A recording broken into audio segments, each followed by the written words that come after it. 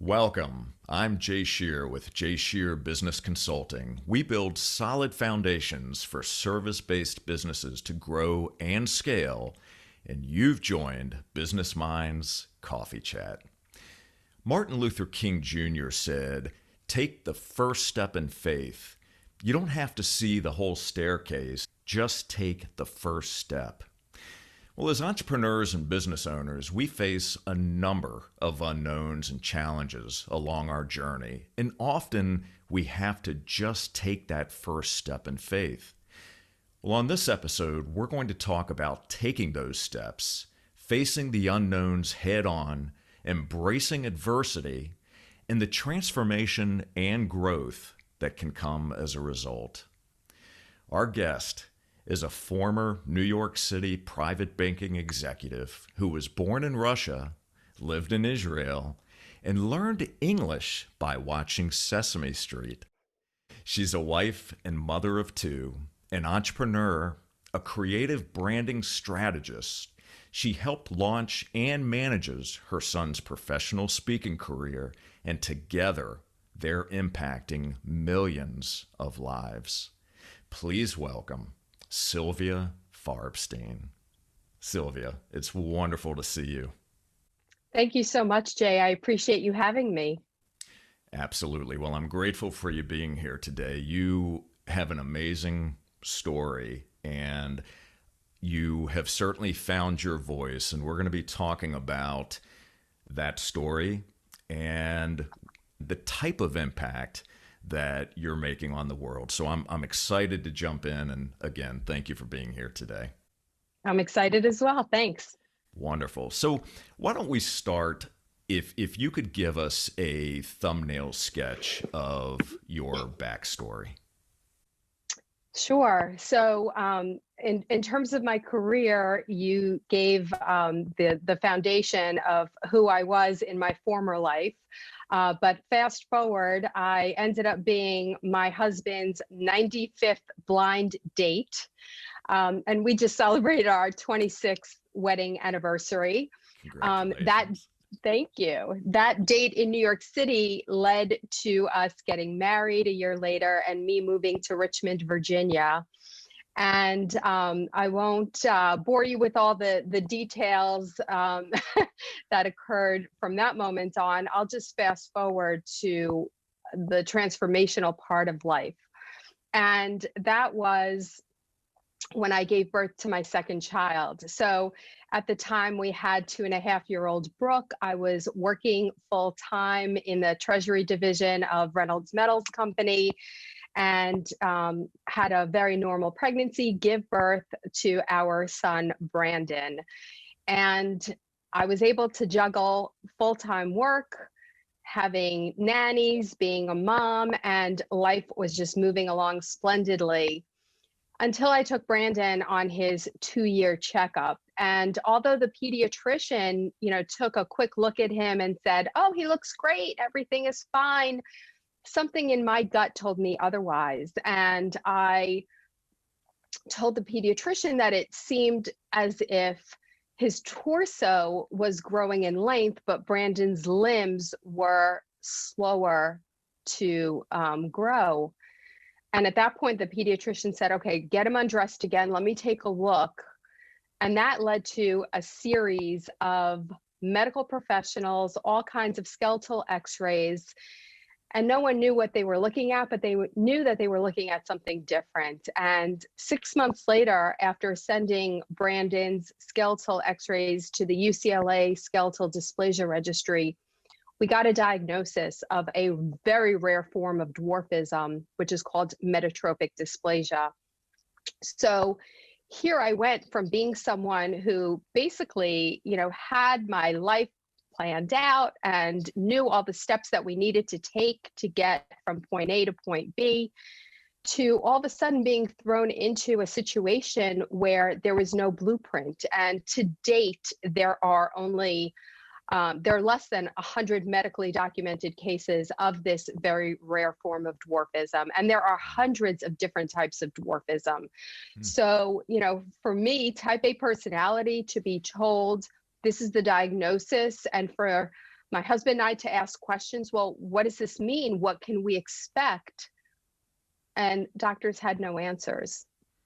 So it took us to a very different place than we were used to. And we never really talked about this, but somehow my husband Steve and I very naturally came to the conclusion, okay, we have this diagnosis. Brandon is going to be who he is meant to be because we are going to enable him to live the best life that he could live. Mm-hmm. And life moved forward from there. But that was definitely one of those big zigs and zags in our road that caused us to pause and regroup and figure out where to go from here.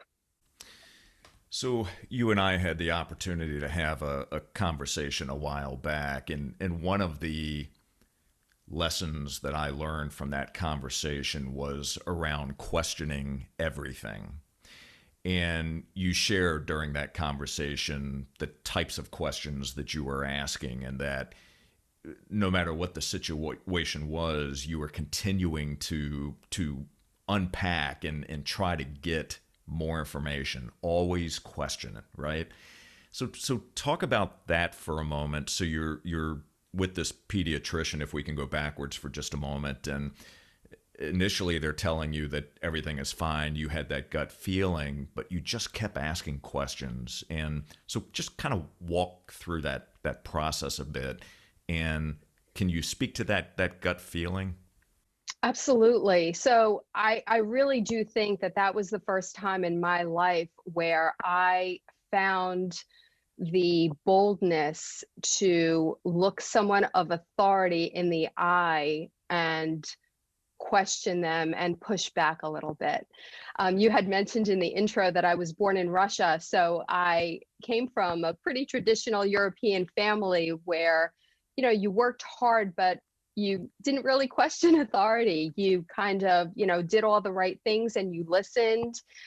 And so it really was the first time in my life where I knew that my gut feeling and my intuition spoke a lot louder than what I was hearing this medical professional say.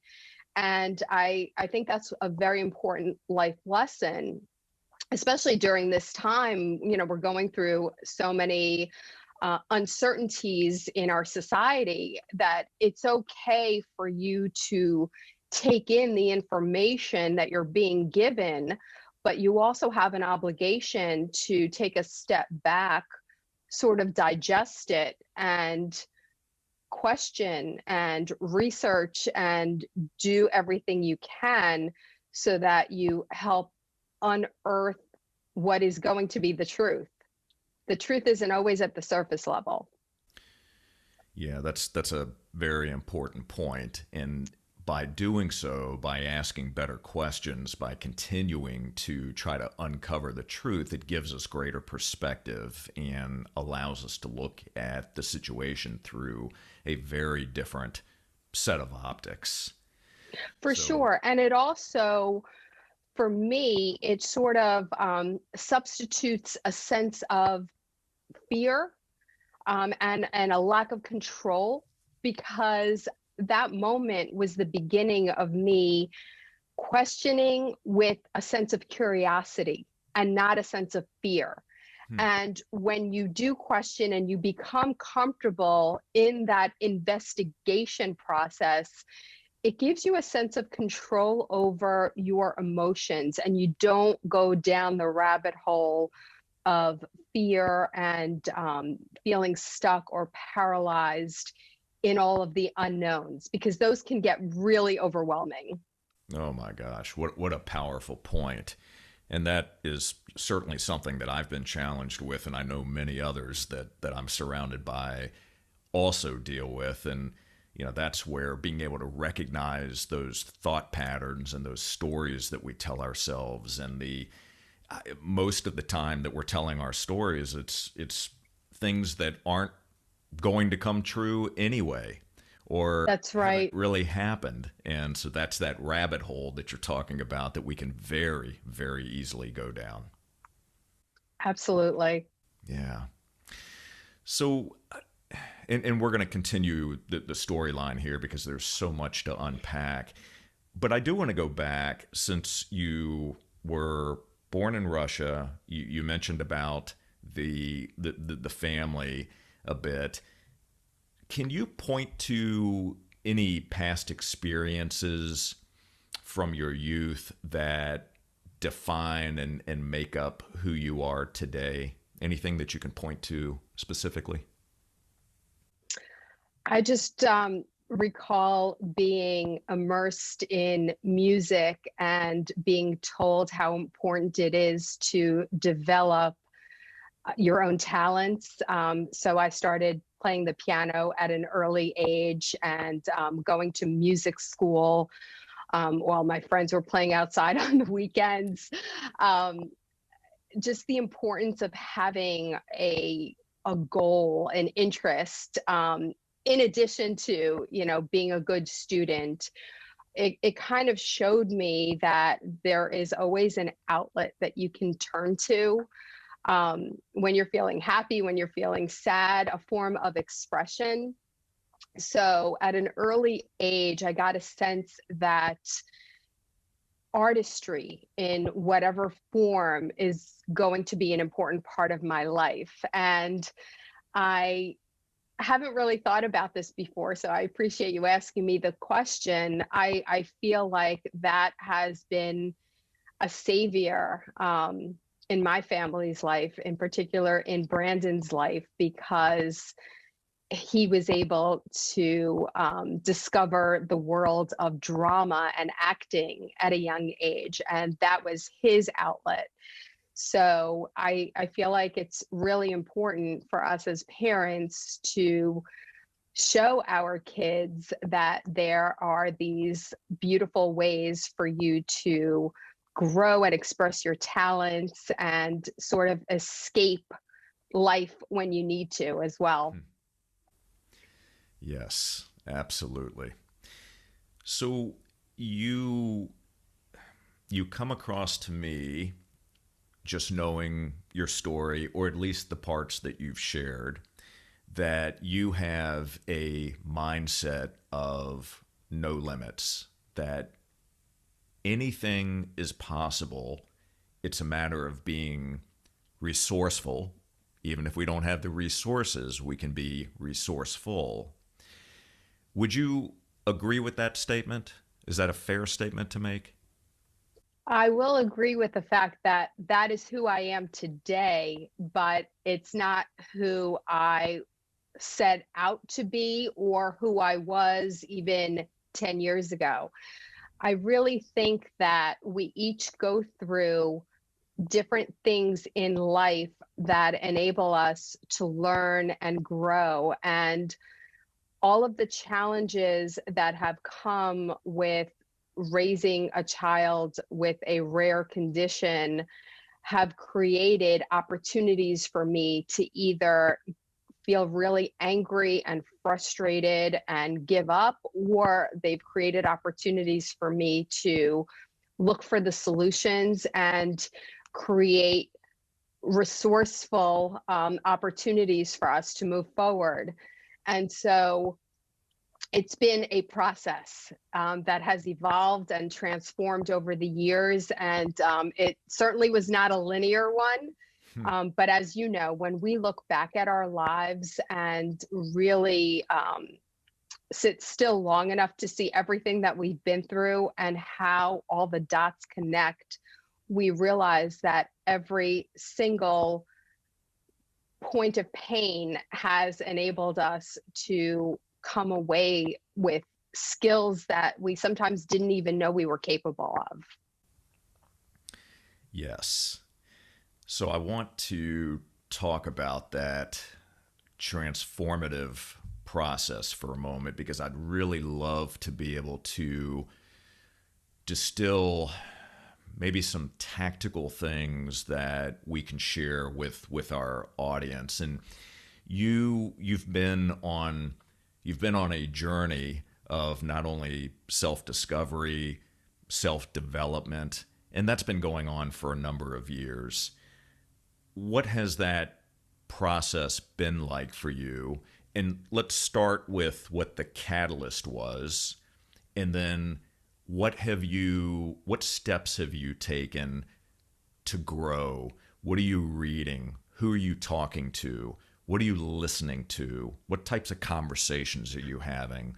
What's really been a meaningful aspect to that transformative growth, if you wouldn't mind sharing? Absolutely. So almost 8 years ago, I lost my mom to a battle of lung cancer, and that was a really difficult and challenging period in my life. At that point, I didn't know too much about the world of personal development, but through a course of events, I discovered this beautiful new world. So the following year, I had an opportunity to take a trip to Israel with a women's group called Momentum, where we were moms of kids under the age of 18 that were on a quest to discover who we were, the history of Judaism, the spirituality that exists, the traditions, and a sense of sisterhood on this trip. So there were hundreds of us that came together, and it enabled me to, for the first time since I became a mom, to just focus on myself. And I realized how important that is as a foundation, that we as parents, first and foremost, need to learn to show up for ourselves so that we show up as the best version of ourselves for the rest of our family. So that kind of started my spiritual quest. And then I had an opportunity about 4 years ago, after Brandon, as a junior in high school, was severely cyberbullied by his high school peers. We had to pull him out of high school and get him out of that toxic environment. And just to go backwards a little bit, a couple of years before then, he had an opportunity to give a TED Talk at the age of 15, his freshman year of high school, and knew after he did that, that this is what he is meant to do, to be on stage, to connect with people, to share his story with authenticity and vulnerability, and show people how life circumstances do not have to define or confine you. And so 2 years later, he gets cyberbullied, and some very resourceful and creative high school peers decide to take the professional photos from his TED Talk, distort them, and create a fake Instagram account with the most horrific commentary. And the only reason we know that it stemmed from his high school is because they also included a video of him on his Segway mobility device in his high school hallways. So very painful, dark time in his life, in my life. He asked us to pull him out. We did, but we had no idea whether he would even be graduating high school a year later.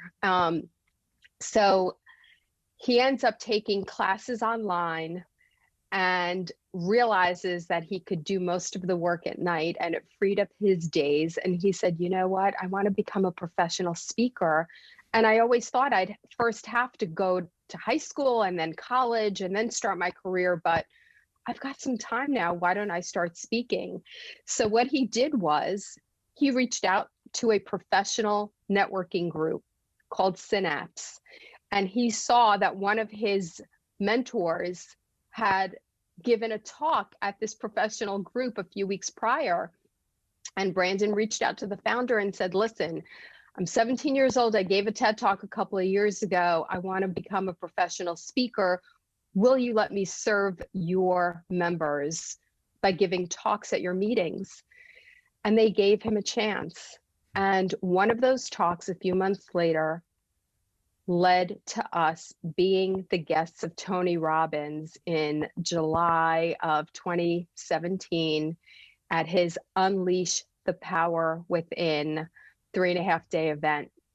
And we were thrown into personal development, me and my 17-year-old, and ended up walking on fire and having a front row experience as Tony's guests, and dug so deep into our souls and unearthed so many limiting beliefs and so many things that held us back, that it was a phenomenal experience, which, by the way, is now a virtual experience. So anyone could do it at this point. Tony does it several times a year, but it really opened our eyes and our hearts and our minds, not just to unearth our own potential, but we connected with the most extraordinary people, especially in the section that we were sitting in. I mean, it was like the premier VIP section.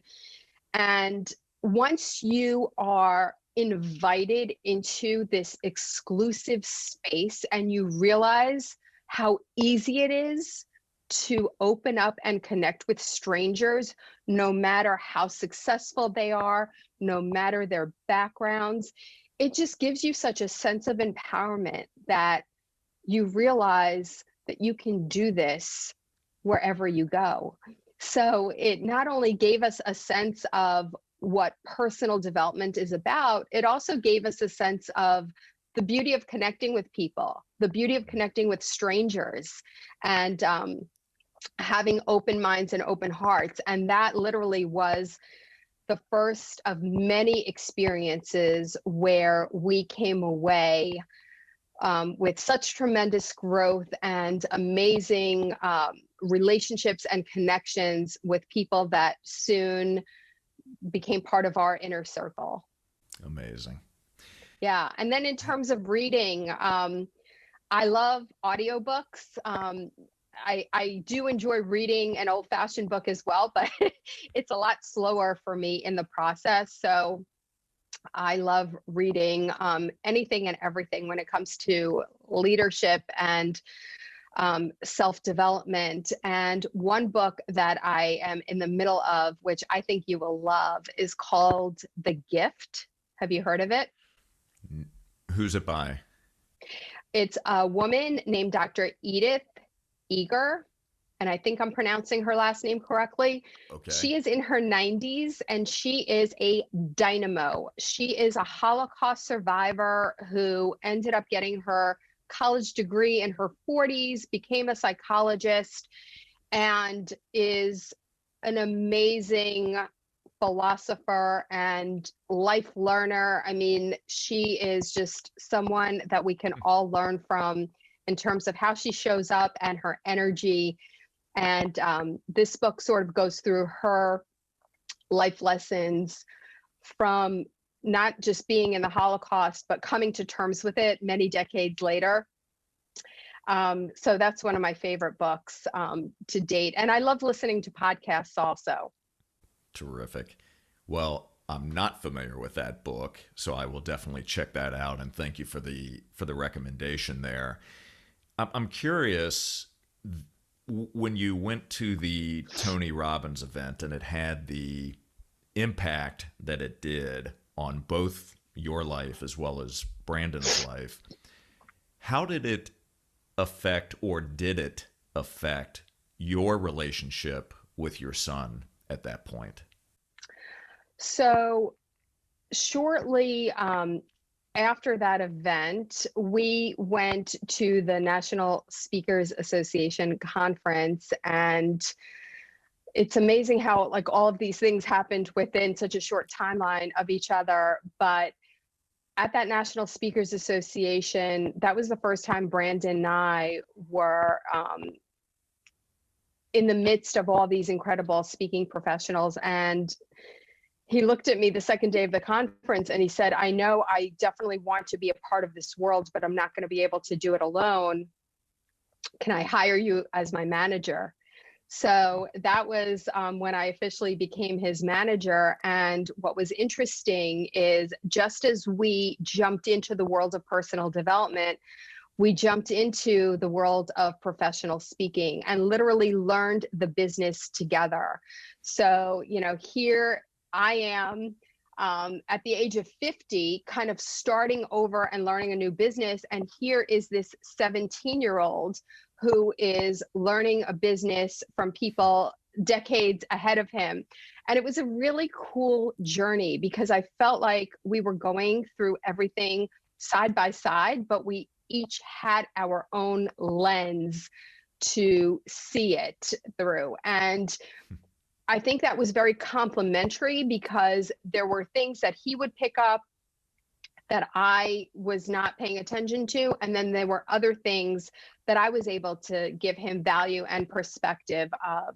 So it enabled us to kind of shift our mother-son relationship into a working relationship of, two entrepreneurs on this journey to enable him to start this career. And it was fun, it was challenging, and it was frustrating because I'm going to be honest with you. And as most parents know, when we're dealing with teenagers, there are a lot of moments where we're going to butt heads and not necessarily see eye to eye. And it adds an extra layer when you are going through that and you're doing business together. So it was a growth opportunity like nothing I experienced because I sort of had to learn a different approach and a different way of communicating with him so that he realized I wasn't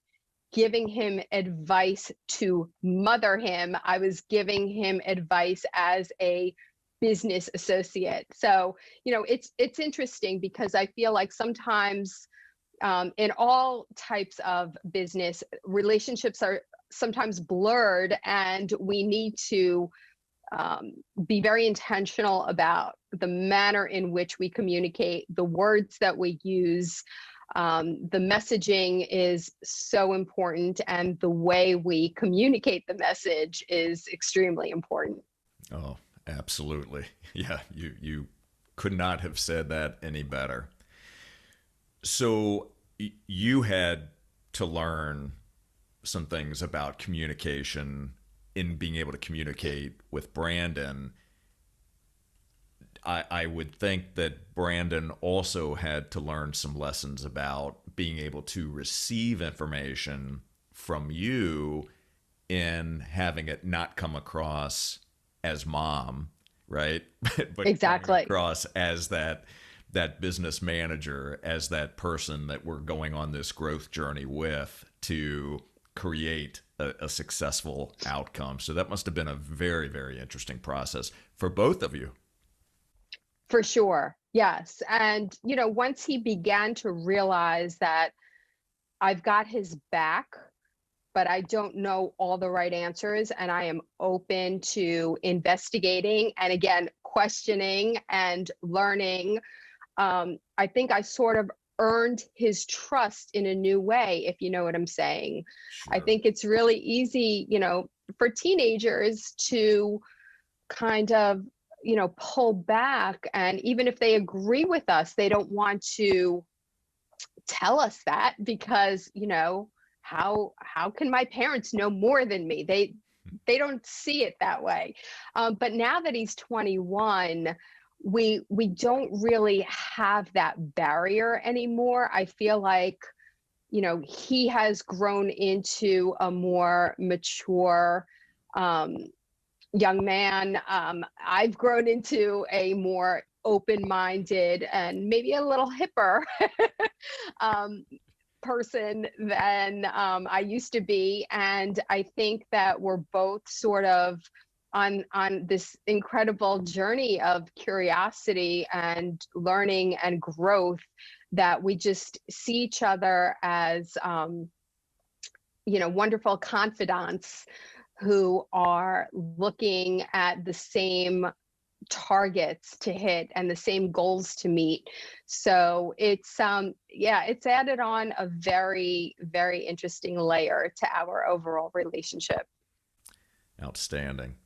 So you've hit on this more than once about the importance of community and finding your tribe and networking and relationships, and how powerful that's been for you, and also for your the business side of what you do with Brandon. So speak to that for a moment, if you will. Just share with us some of your thoughts around relationships and why that's so important. So if you were speaking to someone that was relatively new in the business world and they're trying to figure out, how do I find my tribe, right? How do I build a community? Why is that even important? What is the benefit of networking? What would you say to that individual? I think one of the advantages that we have going for us today is the technology that enables us to connect with one another globally.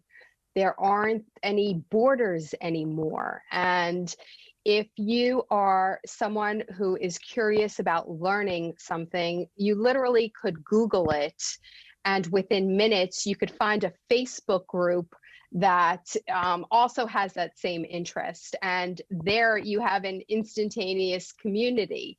So there really is no reason to feel isolated, whether you're a solopreneur, work in a small business, or are in corporate America. You can find your community and your people by using different social media platforms.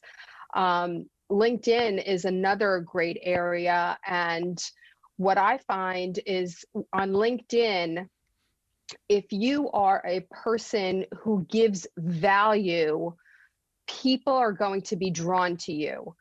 Now, not everyone knows what that means. Like, what does it mean to give value? Do I need to publish all sorts of, papers and write all these detailed articles? Well, yeah, you can if you want to, but it's as easy as commenting on other people's content and commenting more than a word, adding something that enhances the point that they were trying to make in their post. You do that enough times, people start noticing you and they're going to want to get to know you. And it's all about relational connections versus transactional ones. If you reach out to people just by cold calling and telling them the products or services that you offer, it's not exactly the best way to make an impact and an impression that is going to get you in the door. But if you comment on their content, whether it be on LinkedIn or Facebook or Instagram, and go the extra step and read and listen to podcasts and add value in a way that they connect with and even enhance, what they are talking about in their posts, it makes you a person that they're going to want to network with. So gone are the days of, going to networking meetings and just pushing business cards around. I think we now have an immense opportunity to connect with people like you and I did. I mean, we literally were strangers a few weeks ago until we connected online and decided to schedule a Zoom call. And I would encourage people, if possible, for them to have these kinds of face-to-face, eye-to-eye meetings versus just online chats, because I think it enables you to have a deeper connection with someone. So yeah, networking is really important and it shouldn't intimidate. It might at first, and that's okay, but it's amazing to look back and see so many of the opportunities that Brandon has had have been through random strangers. We literally did not know these people until we ran into them at the airport, sat next to them on an airplane, or met them online, or, at one of these conferences or live events. Everyone starts out as a stranger in your life until you or they take the initiative to say hello and, Yes. have a talk. So networking is key. To me, it's even more important than having a stellar resume. Yeah, I would definitely agree with you. And thank you for bringing up LinkedIn. It reminded me I'm connected to a couple LinkedIn coaches and also an expert in networking, and has written an excellent book about the do's and don'ts of networking. And one of the things that I found with LinkedIn, and it's not the only platform, but when you accept a connection request from someone that you don't know, it, in my experience, within minutes of accepting that request, I get a notification that they've sent me a message that they want to sell me something. They want me to sign up for something. They're pushing their new product or their new service. And that goes back to your comment about transactional versus relational.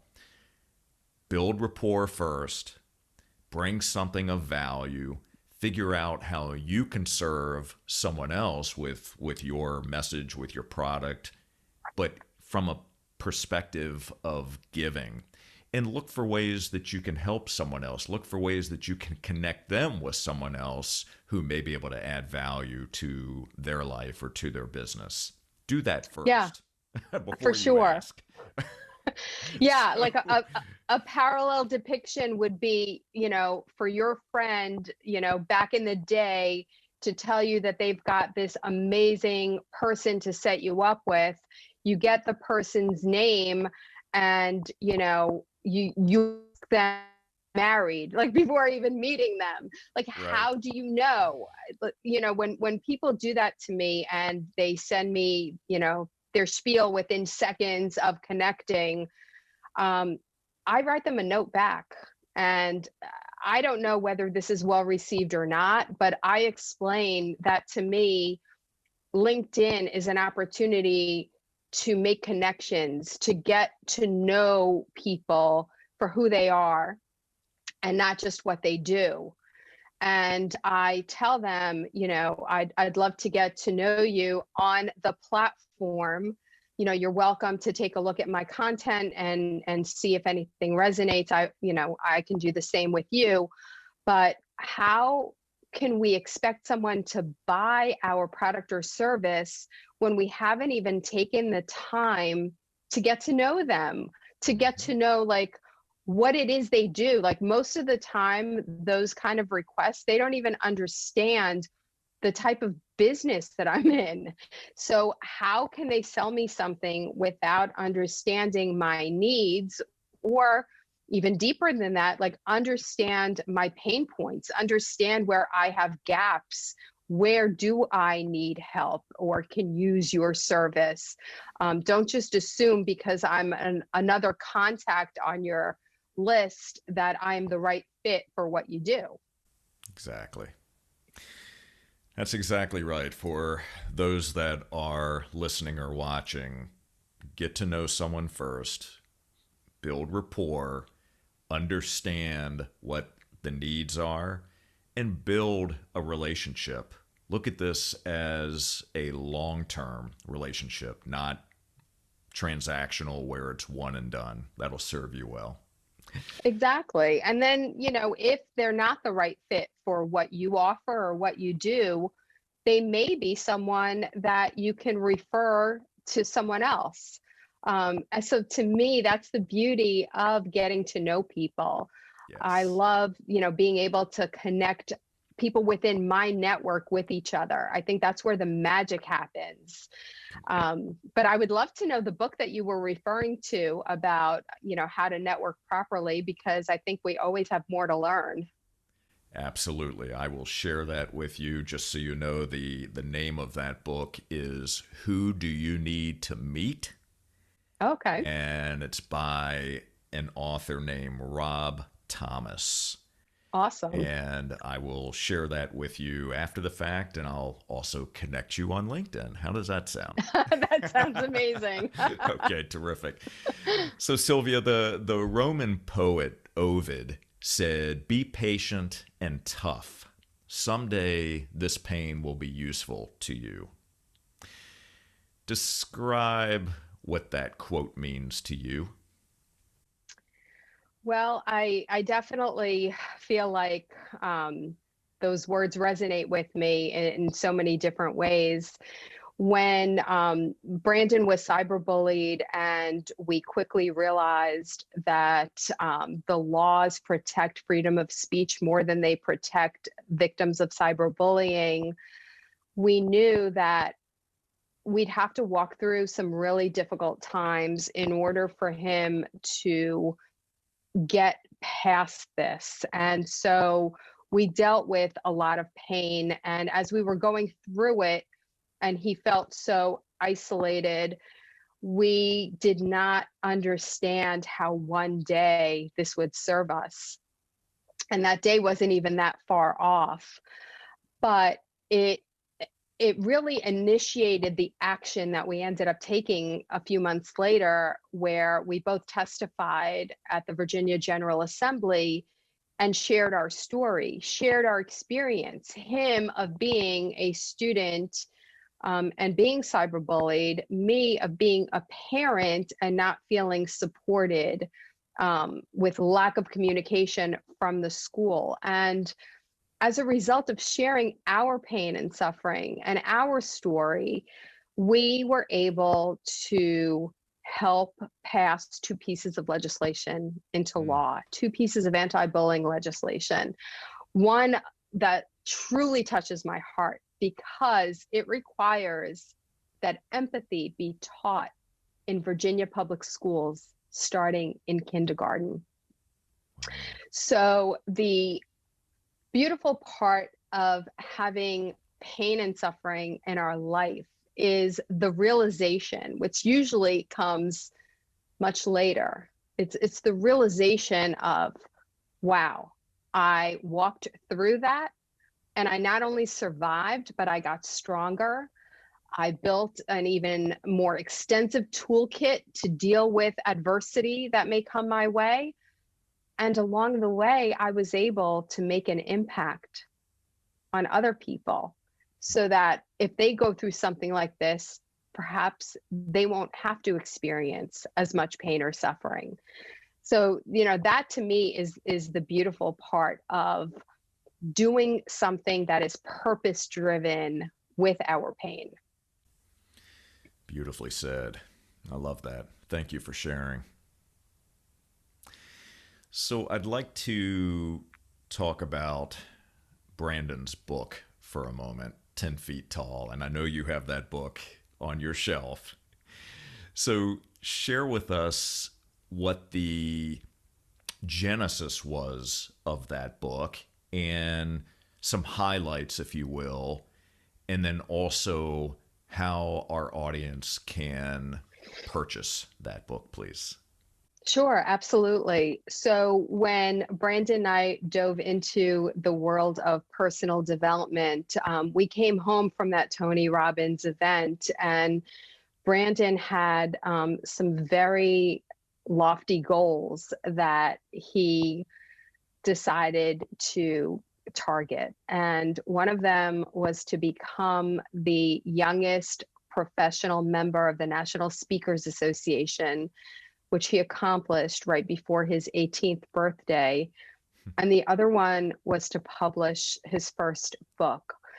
And this is so ironic, and I hope many parents will be able to understand the irony in this. Brandon was never a reader. When he was in school, he dreaded reading. But what I realize now, it's because he was reading things that didn't light him up. It didn't ignite his fire. And now all he does is read. And it doesn't only have to come from a traditional book, but he's constantly consuming content that will enable him to move forward as a speaker and as a writer. And so for any parent out there that is struggling with kids that just don't want to hit the books or aren't interested in reading, there is light at the end of the tunnel. And that is to realize that education is more than the four walls that, is labeled school. But in terms of the book, his entire journey from, giving that TED Talk to being cyberbullied, to dealing with depression, having suicidal thoughts, to discovering this world of personal growth, despite the fact that his physical growth was limited at the stature of 3'9", that all gave him the fuel to put together this book. And so 10 Feet Tall is basically his life lessons at the young age of 18 that, I feel like he at that point lived a couple of lifetimes already based on the experiences that he had. But he was so passionate about sharing these tools with others. And he wrote this book from his perspective. And the lovely part about it is that it is such a universal message of innovating your own solution and all these various life lessons and tactical tools that it not only appeals to adults, but it is also a great read for youth. I would say ages 12 and up. So it's been lovely to see people from all over the world give him such positive feedback of how impactful the book has been. And it's something that he self-published. Like, we knew nothing about publishing a book, and he literally self-published it. It sells on Amazon. It's available in paperback or Kindle version. And it's one of those things that, he had this goal and he made it happen. And when you turn your pain into purpose, you really are able to accomplish anything you set your mind to. Love that. So if I wanted to order an autographed copy, how do I do that? Yeah, you can contact us we're all over social media. I'm sure you'll have, my handles up there, and email is fine too. You could connect with us, and we would love to make that happen and have Brandon sign it for you, and we could send it out directly as well. Wonderful. So knowing that Brandon went through that experience and is a published author, what's next for you? Is there a book in you, and are you in the process of writing? So I do feel like there is a book in me, because I just see all these tremendous ironies in life. How I gave birth to a son who has, limited stature, and yet has attained this limitless growth. But most importantly, he has taught me so many lessons that I never knew about before, because of this unconventional journey that we've been on. And he has helped me, as I helped him find his voice, he really has helped me find my voice. And so I feel very passionate about putting something out there that will enable people to hopefully see a part of themselves in the story, and to widen the lens with which they see their own world. Because I feel like sometimes we get stuck in those limiting beliefs and the stories that we tell ourselves about being too young or too old, or, too thin or too fat, or whatever it is that we think is holding us back. But my journey with Brandon, and it continues to unfold and of course continues to have its challenges. It's not all smooth sailing, but I feel like this journey has taught us time and again that we all have greatness within us and the possibilities are limitless, but our time is limited. So I feel like, now during this crazy pandemic, we all need to take some sort of initiative to discover those inner gifts that may be hiding deep down within us. And I do hope that I will be able to create a book with all these different philosophies that I've learned along the way. Well, if I were a betting man, I would absolutely bet on you. You first of all, you write beautifully, and you have clearly so many just amazing stories to share, and a great voice to do it. So I look forward to that book coming out in the not too distant future. I appreciate the push. Thank you. Absolutely. So, Sylvia, what would you like your legacy to be? I would love my legacy to be of people realizing that beauty exists around us and within us, and that the only control that we truly have in life is ourselves and our emotions and how we react to things and the meaning that we assign to things. And if I can help people see that looking at life through a lens of hope and solutions is so much richer than getting stuck in the barriers and the obstacles and the zigs and zags that may come along the way, then I feel like I will have left a very strong and meaningful legacy. Mm, beautiful. And if you were to leave our audience with one overarching message or piece of advice, what would that be? It would be to believe in yourself, because there is no one like you. Nobody has all the gifts and potential inside of them that you do.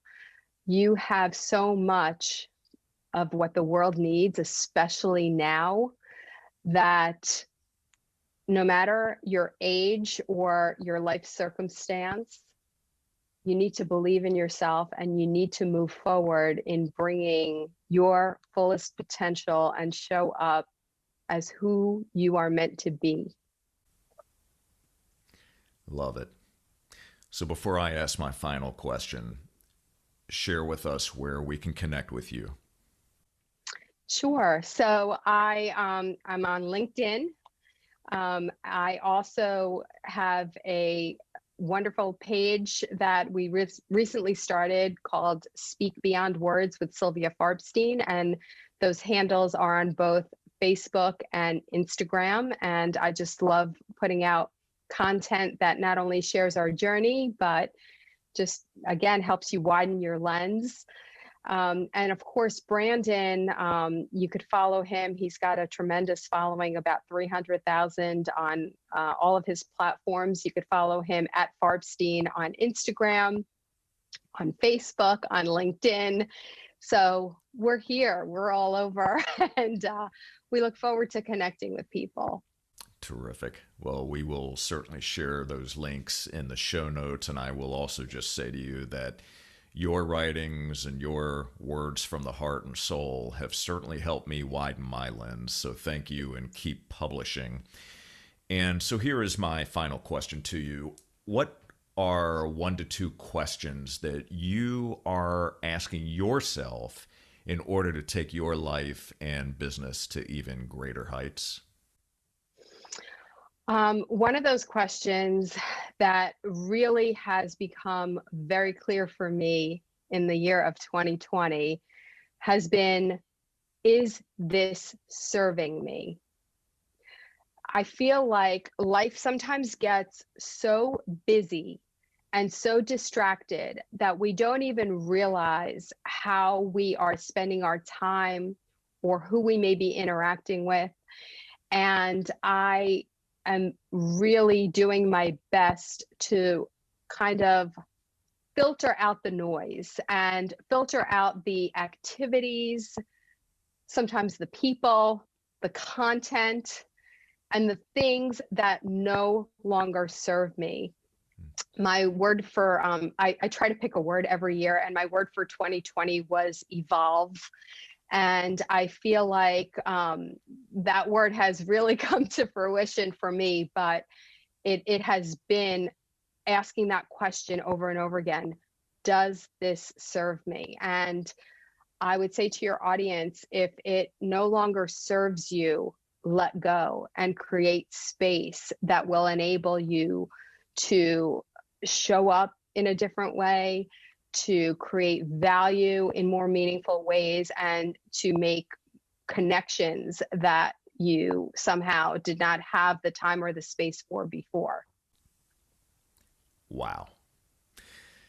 Outstanding. Thank you. And Sylvia, I'm so grateful for you, and I'm so glad that we've met and that our paths have crossed. And thank you so much for being on Business Minds Coffee Chat today and sharing of your stories, sharing your wisdom, sharing your heart with everyone. And it's been a great conversation, and I'm just so happy that we were able to do this.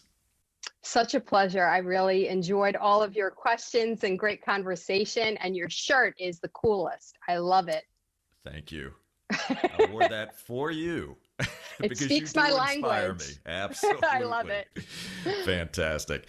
And for all of you, thank you very much for watching and listening. And I'd love to hear your takeaways and your feedback on this episode. So please take a moment to subscribe and also leave a comment, and enjoy more episodes and to learn how J. Shear Business Consulting can build a solid foundation for your service-based business. Visit jshearbusinessconsulting.com. And until next time, keep learning and growing, and we'll see you on the next episode of Business Minds Coffee Chat. Take care.